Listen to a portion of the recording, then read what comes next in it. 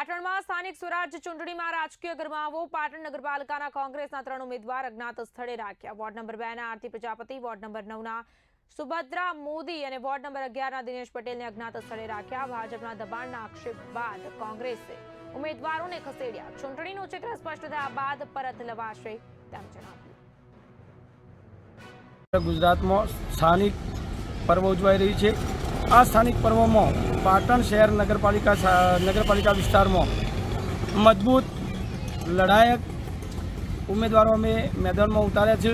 પરંતુ ભારતીય જનતા પાર્ટીની જ્યારે સામ દામ દંડની જે ભેદભાવની નીતિ રહી છે અને સામાજિક સમીકરણો લાવી અને ઉમેદવારોને દબાવવાના પ્રયત્નો થઈ રહ્યા છે, જેના કારણે અમારા મજબૂત ઉમેદવારો વોર્ડ નંબર 11, વોર્ડ નંબર 9 અને વોર્ડ નંબર 2માં પણ અજ્ઞાત સ્થળે મોકલવાની ફરજ પડી છે.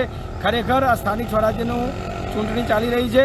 સામે લડી લેવું જોઈએ, નહીં કે આવી દબાણની નીતિ અપનાવી અને ઉમેદવારોના ફોર્મ પાછા ખેંચાવવાની રાજનીતિ ભારતીય જનતા પાર્ટીએ કરવી ના જોઈએ. શું દબાણ અપનાવતા હતા?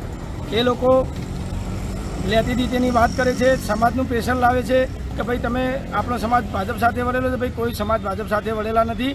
દરેક સમાજમાં દરેક પાર્ટીની વિચારધારા હોય છે અને વિચારધારા સાથે લોકો જોડાયેલા હોય છે. એટલે કોંગ્રેસ પાર્ટીનો માણસ હંમેશા વિચારધારા સાથે જોડાયેલો છે. કોંગ્રેસ પાર્ટી એ સરદાર વલ્લભભાઈ પટેલની પાર્ટી છે, ગાંધીજીની પાર્ટી છે, આ તમામ નેતાઓની પાર્ટી છે. એટલે લોકોનો વિચાર કોંગ્રેસ પાર્ટી સાથે છે. કુલ કેટલા લોકોને? 3 વોર્ડ નંબર 11, વોર્ડ નંબર 9 અને વોર્ડ નંબર 2 ના 3 ઉમેદવારોને અમે અજ્ઞાત સ્થળે અમની નીતિના કારણે બહાર મોકલેલા છે. કેટલા વાગે તેમને બહાર લાવવામાં આવશે? જ્યારે ફોર્મ પાછું ખેંચાવવાનો સમય પૂર્ણ થશે ત્યારે એમને પરત લાવી અને ચૂંટણી પ્રચારમાં કાર્યરત કરી દેવામાં આવશે.